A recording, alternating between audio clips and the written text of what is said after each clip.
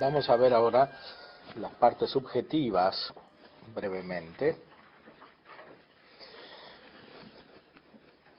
En primer lugar, la abstinencia.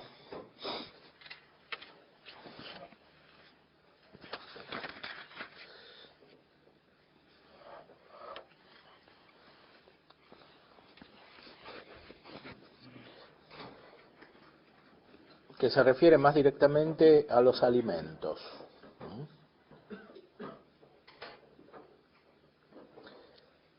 Implica una subtracción de alimentos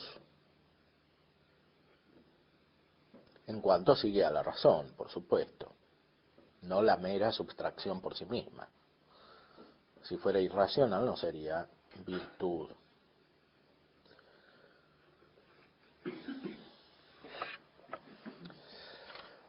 Otra parte subjetiva es el ayuno,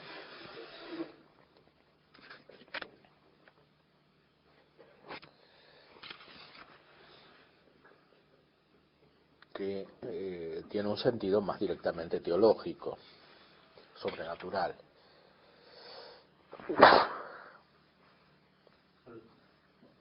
La abstinencia y el ayuno se refieren especialmente a los alimentos en cuanto ingerirlos en cantidad excesiva es contrario al uso adecuado de la razón. Dice en la cuestión 146, artículo 2, los deleites de los alimentos abstraen al hombre del bien de la razón, sea por su cantidad, sea también por la necesidad de alimentos, de los cuales el hombre necesita para la conservación de la vida, que el hombre máximamente desea. O sea, la tendencia a ingerir alimentos es algo muy radicado en la persona y por eso es también difícil de regular por parte de la razón, porque es algo que es muy profundo en el hombre desde el punto de vista de la necesidad corporal que se repercute inmediatamente en el ámbito psíquico. Ahora, el ayuno es un acto más propiamente de la virtud por el cual se ingiere menos de lo que correspondería al estado común. No menos que lo que se necesita en absoluto, sino menos de lo que normalmente se asimila, que es más de lo que hace falta, como hemos dicho.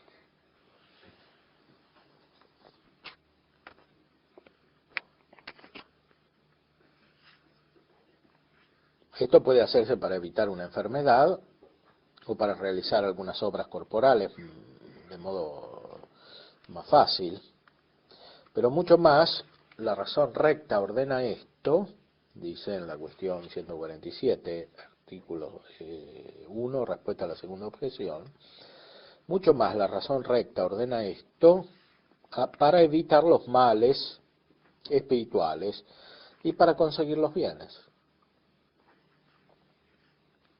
Pero la recta razón no quita tanto del alimento que no se pueda conservar la natura, o que el hombre se vuelva impotente para obrar lo que tiene que obrar. Por eso San Ignacio en sus ejercicios explica cómo hay que discernir la cantidad de comida que hay que asumir. Y esto es según la recta razón iluminada por la fe, en este caso, evidentemente. Esto puede hacerse también de una manera viciosa, por ejemplo, con la finalidad de la vanidad. Hay gente que no come para parecer bien, nada más. Esto tampoco en sí mismo es malo si no está desordenado por la conexión con otros vicios, por ejemplo la lujuria, etcétera.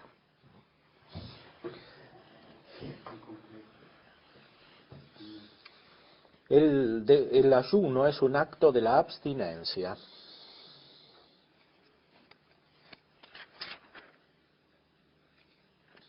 es decir, de la virtud que se dijo antes.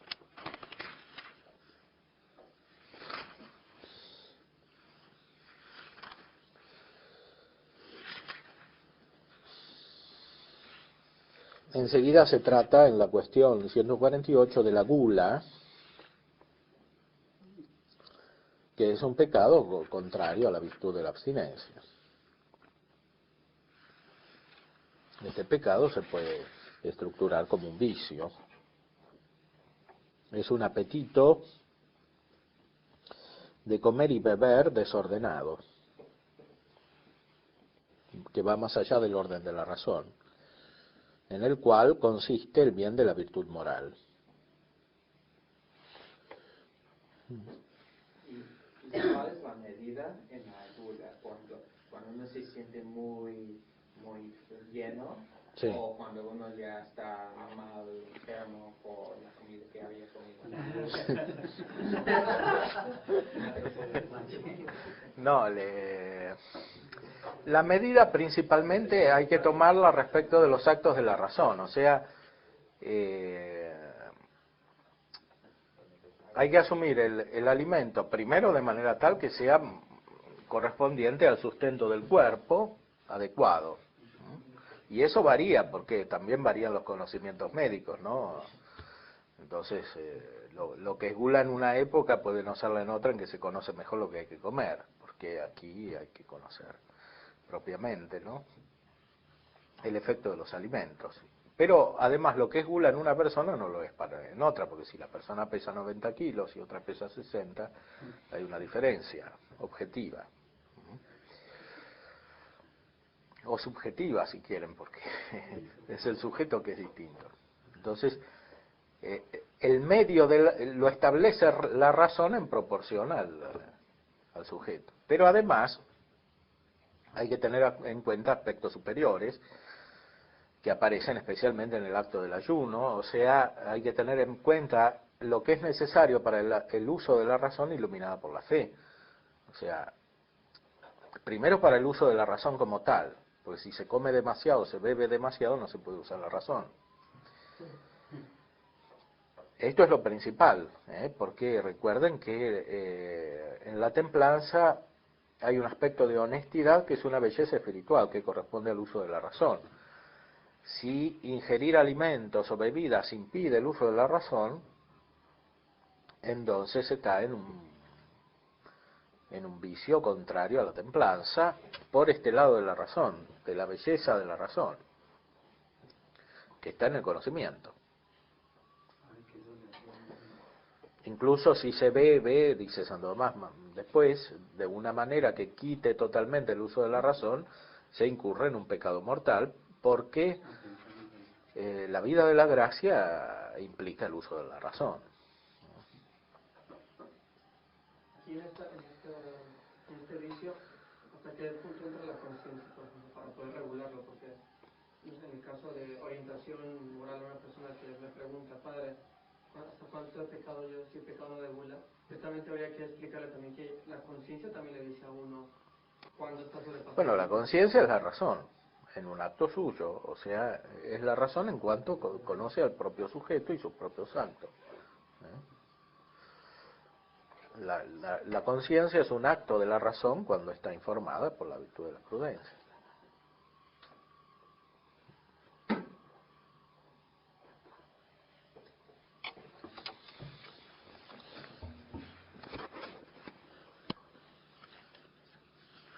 La gula puede ser un pecado mortal en cuanto está dirigida a un fin que no es el verdadero.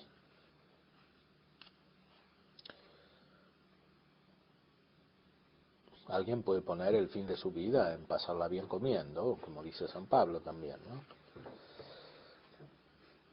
Y hay gente así también, ¿no? El problema es que la gula y la intemperancia en general, y esto lo hace más el desenfreno sexual, quitan progresivamente el uso de la razón, producen, dice Santo Tomás, una hebetudo mentis, que es una torpeza mental. Y hay gente que cuando cae en estos vicios después difícilmente vuelve al uso de la razón, por lo menos pleno. A veces hacen cierto tipo de terapia y recobran algo del uso de la razón, ¿no? Sí. Padre, ahora que estamos ya un poco ya cerrando el curso, estaba pensando, ahora que usted está diciendo, según la razón, no recuerdo ahorita la frase que nos puso según Rayon Inese, creo. Sí. Es decir, que nosotros, el ser humano, antes de la caída, Sí. tenía todas estas perfecciones. Claro, podía obrar según la razón en todo. En cambio, después del pecado original no puede obrar en todo según la razón, si no está la naturaleza restaurada por la gracia. Entonces, como usted decía otra vez, lo que no lleguemos a completar en esta vida, nosotros por medio de la virtud, tenemos que recobrarlo para entrar al cielo. Y será... Es que para entrar incluso al purgatorio hay que ser virtuoso.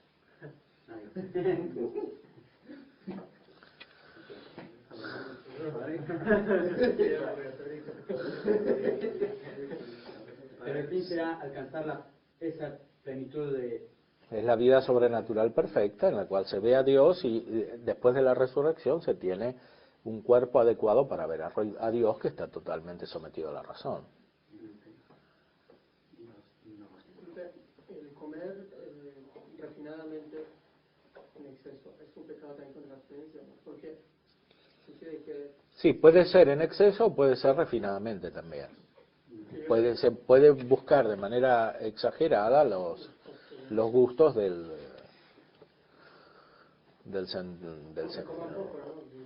exactamente, sí. Cuando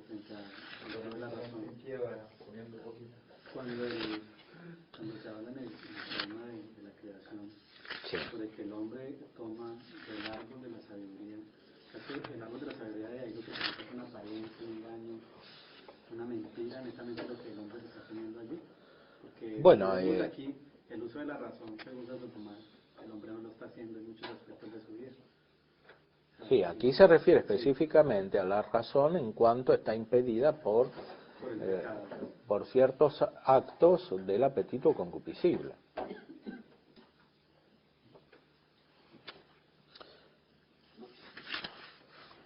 Es interesante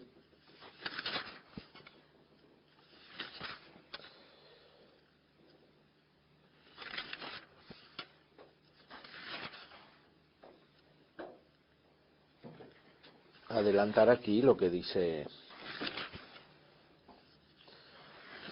Santo Tomás acerca de los efectos de la lujuria, porque la lujuria produce especialmente esta torpeza mental, ¿no? Como hemos dicho.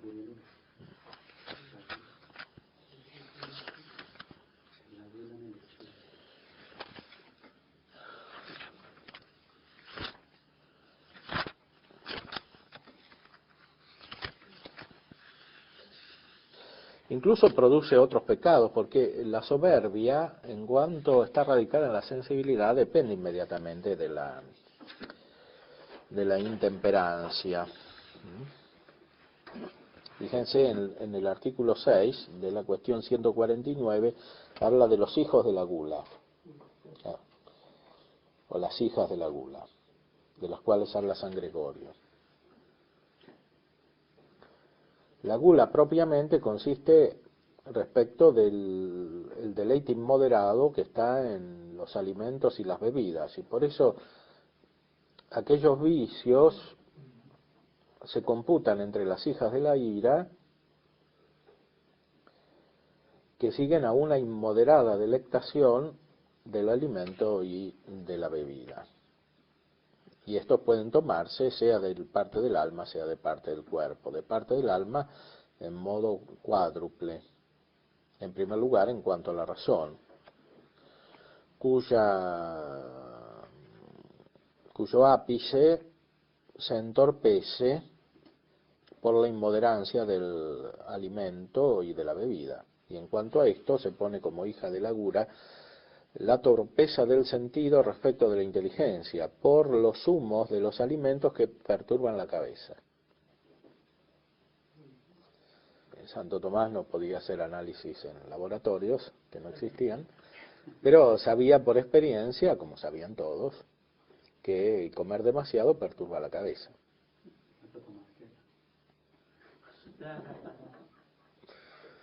Al contrario, la abstinencia ayuda a la percepción de la sabiduría. Según aquello del eclesiástico, he pensado en mi corazón separar del vino mi carne y transferir mi ánimo a la sabiduría. En segundo lugar, en cuanto al apetito, que de muchas maneras se desordena por la inmoderación del alimento y de la bebida, como teniendo adormecido el gobierno de la razón. Y en cuanto a esto se pone una alegría inepta, porque todas las otras pasiones se ordenan a la alegría o a la tristeza. O sea, la gente que come mucho y bebe mucho se alegra de manera irracional.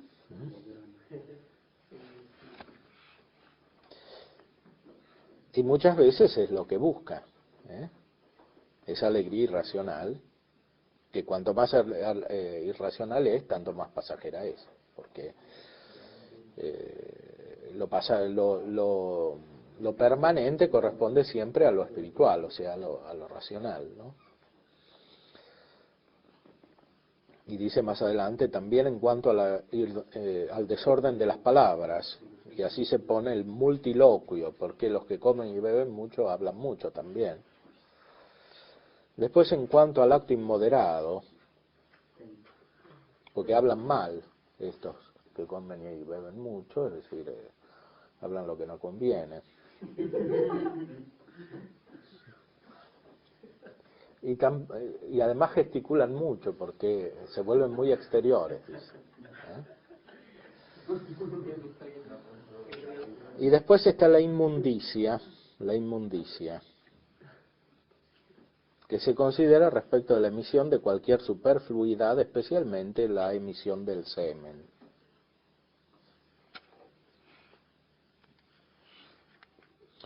Contra esto está la virtud de la sobriedad,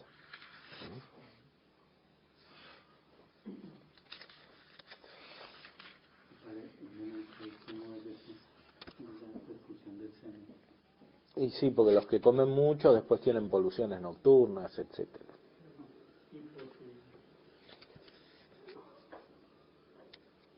Sí, el conocimiento médico de San Tomás era limitado, pero desde el punto de vista de los fenómenos tiene una razonabilidad, porque perturbándose la cabeza después se perturba el sueño, ¿no?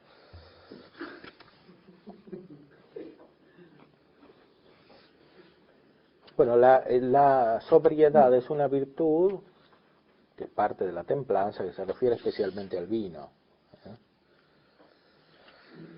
O sea, moderarse en el uso del vino. Lo contrario es la ebriedad, que es un pecado mortal.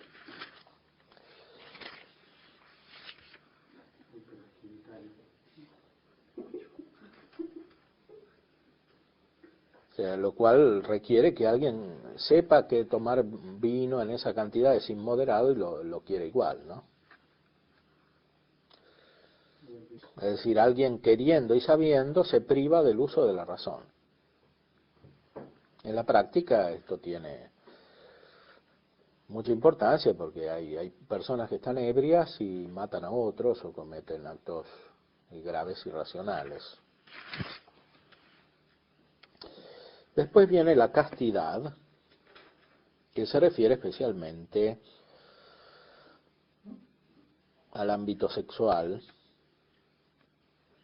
El nombre de castidad, dicen en la cuestión 151, viene de que por la razón se castiga la concupiscencia, la cual hay que refrenarla al modo de un niño, como dice el filósofo en el tercer libro de la Ética, porque la razón de virtud humana consiste en que sea algo modificado por la razón, Y en este sentido es manifiesto que la castidad es virtud, porque se refiere a los deleites de la sensibilidad referidos a la generación cuando están moderados por la razón. Como ya hemos visto, no se trata de anularlos, sino de ser moderados por la razón, justamente. La castidad también se puede tomar como una virtud general, porque todas las virtudes tienen algo de la castidad. En modo propio, es una virtud especial que tiene una materia especial, que se refiere a las concupiscencias de lo deleitable en el ámbito venéreo. De otro modo, la castidad se toma metafóricamente.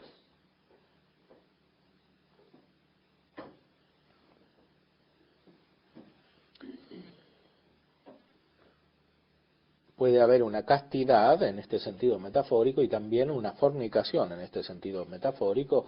La Sagrada Escritura habla mucho en este sentido. Si el hombre con su mente se deleita en la unión espiritual con aquel con el cual se debe unir, es decir, Dios, y se abstiene de unirse con otras cosas contra el orden divino, esta disposición se llamará castidad espiritual. Y tomándola de este modo, la castidad es una virtud general. Porque con cualquier virtud se retrae la mente humana para unirse deleitablemente con cualquier tipo de cosa ilícita. Ahora, en este sentido, la castidad espiritual es más bien la caridad, dice Santo Tomás. La caridad y las otras virtudes teologales. No entiendo qué significa venéreo. Cuando se habla de placeres. Venérios son los placeres de la sexualidad.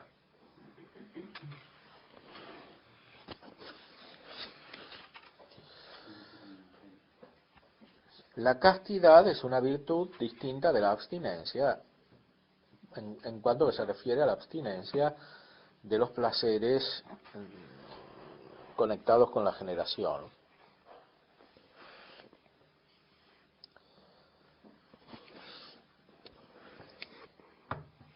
En eso consiste la castidad. Exactamente. La parte negativa, ¿no?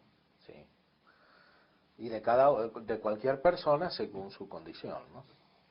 Porque a veces se entiende un poco, cuando se habla de castidad, inmediatamente se refiere al religioso, sacerdote. No, esa es otra virtud que está en la cuestión siguiente, 152, que es la virginidad. Aquí se habla de la castidad que abarca a todos, todas las personas humanas tienen que ser castas. Es una parte subjetiva de la virtud de la templanza, en cuanto se ordena una materia especial, esta virtud, que son estos deleites.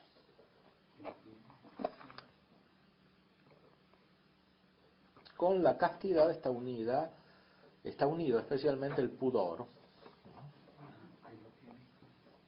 En latín se dice pudicitia.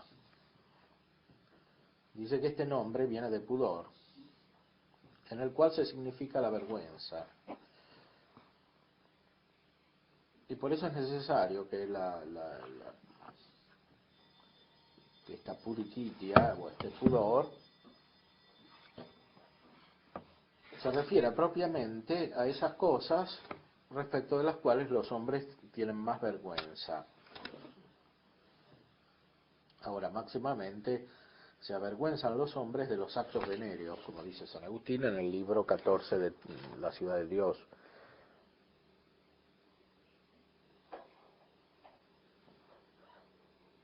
Tanto que también el concúbito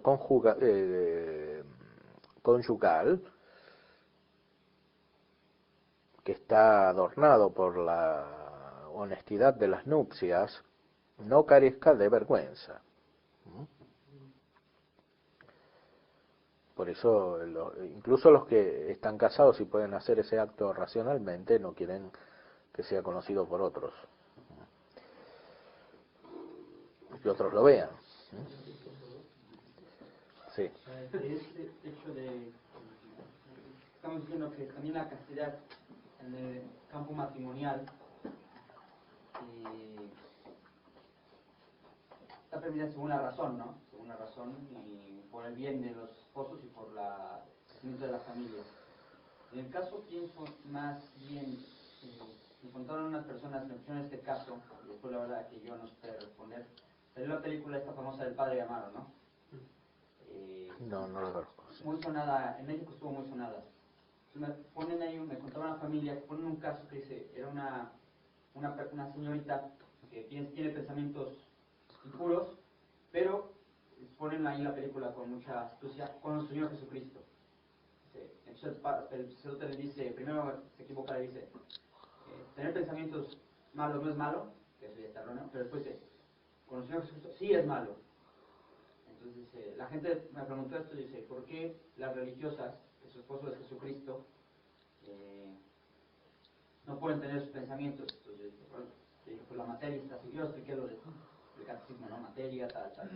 Pero ya después en razón de fondo, dice, pues uno de una religiosa que se dicen, en este caso, esposas de Jesucristo, sería también materia grave para ellas, en concreto de tener pensamientos malos, justamente con su esposo espiritual. Sí. Ahí es la duda que yo no sé, la verdad, responder. Yo me fui. Bueno, ahí hay que hacer muchas distinciones, hay muchas cosas confusas, totalmente confusas, ¿no? Porque... Bueno, tenemos para llegar al sacerdote. ¿Cómo? La frase que utiliza la muchacha de decir que tenía pensamiento con Jesucristo es ilógico, primero porque nadie conoce a Jesucristo como hombre, así no tiene una figura exacta, primero. Lo que pasa es que la película lo utilizaron como un paso para llegar ella al sacerdote y decirle al final no es Jesucristo, es con usted. Bueno, eso es típico de toda esa deformación espiritual, porque cuando hay una mala actitud espiritual, hay mentiras ocultas que están envueltas bajo la forma silogística. Es decir, hay un razonamiento aparente que hace más difícil discernir afirmaciones falsas o negaciones falsas, ¿no? Ahí hay muchas negaciones y afirmaciones falsas. Entonces, en primer lugar, hay que distinguir que son pensamientos. Los pensamientos por sí mismos no pueden ser malos, pero las imágenes por sí mismas tampoco pueden ser malas. Lo que es malo es querer ciertas imágenes, o más precisamente querer realizar aquello a lo cual inducen ciertas imágenes, empezando por ahí. Y después hay una distinción elemental respecto de lo que es ser esposa de Cristo. Eso es algo que corresponde al orden espiritual, no es algo que corresponde al orden corporal. Entonces, si las personas no tienen fe, no pueden entender esa terminología. Entonces, ahí ya hay un equívoco fundamental de base.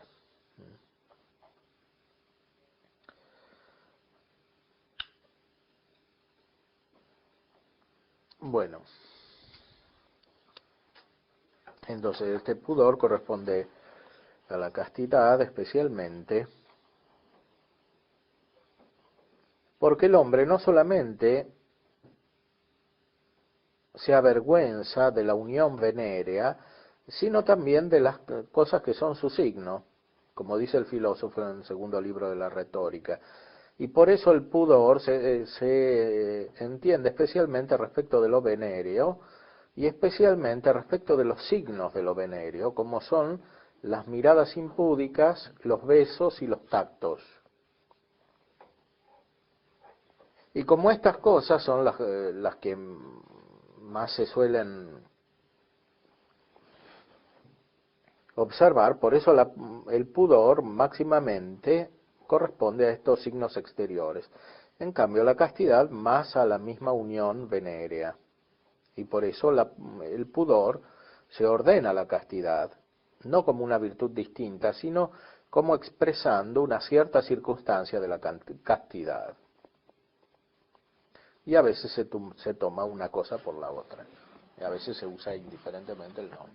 El pudor en sentido estricto se refiere a los besos, los abrazos y las miradas. que se ordenan al acto sexual. Eso mismo, perdón, que me interrumpa, no todo beso, todo abrazo, tiene este sentido de deseo venéreo, ¿no? No, Porque, no, y eso varía según las condiciones de las sociedades, ¿no? sí, porque me comentó una vez un joven, Porque lo que en un ámbito puede hacerse de manera pudorosa, en otro no, porque varían las costumbres. sí, especialmente por esto de lo que es las enseñanzas, yo creo también de la cultura y del pudor que se encuentra en una sociedad.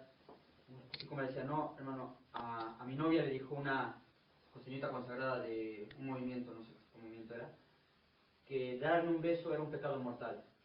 No, Bueno, eso no se puede decir, ¿no? entonces yo dije, mira, porque estaba muy espantado por eso, entonces dije, mira que claro, si es un beso que no tiene un deseo más allá de lo que tú, pues posible que, digo, no hay materia grave, o sea, no es un pecado. Ya que todos digan que todo beso es pecado mortal, pues sí hay que... No, eso no se puede decir. Sí, no, Bueno, eso lo trata más adelante Santo Tomás. O sea, todo eso depende de la virtud de la prudencia es la que regula, porque es siempre la virtud de la prudencia aquella que establece lo racional en las otras virtudes.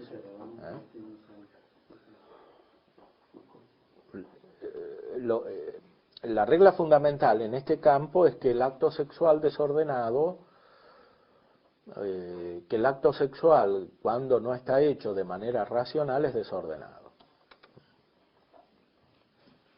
Y por lo tanto, lo que se ordena al acto sexual realizado de manera desordenada también lo es. Esto especialmente, dice aquí Santo Tomás, por la desobediencia de los miembros sensibles, porque la castidad se refiere al ordenamiento de los miembros sensibles que son más difíciles de ordenar, porque están muy inmediatamente ligados con la vida vegetativa. Lo mismo decíamos respecto de la asunción de alimentos y bebidas, porque está inmediatamente ligado con la vida vegetativa, pero está también más inmediatamente bajo el dominio de la razón, y por eso es menos difícil en las circunstancias normales regular los deseos de alimentos y bebidas, porque la vida corriente implica esta regulación todos los días. Entonces hay un cierto entrenamiento, una cierta disposición. En cambio, respecto de la vida sexual, sí hay ocasiones inmediatas, puede ser más difícil regularlo. Además, el deseo como tal es más fuerte.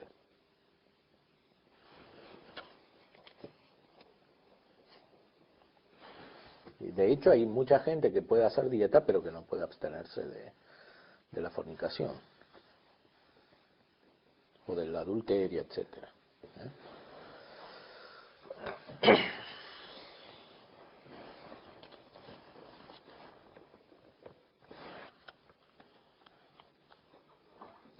Bueno, la cuestión siguiente se trata de la virginidad. La virginidad es más excelente que el matrimonio. Esto es importante. Por supuesto, esto supone ya el orden sobrenatural, la fe y la revelación. Aquí cita San Agustín, que explícitamente afirma que no se puede equiparar la condición de las vírgenes o de las viudas al matrimonio.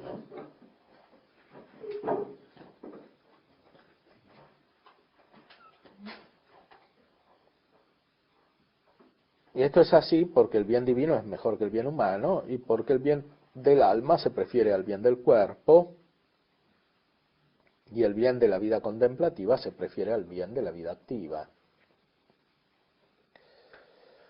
La virginidad se ordena al bien del alma según la vida contemplativa, de la cual es propio pensar las cosas de Dios. En cambio, el matrimonio se ordena al bien del cuerpo, que es una multiplicación corporal del género humano, que corresponde a la vida activa, porque el varón y la mujer que viven en matrimonio necesariamente tienen que pensar las cosas del mundo, como dice el apóstol. Y por eso, sin dudar, hay que preferir la virginidad a la continencia conyugal. La virginidad es una virtud superior a la castidad.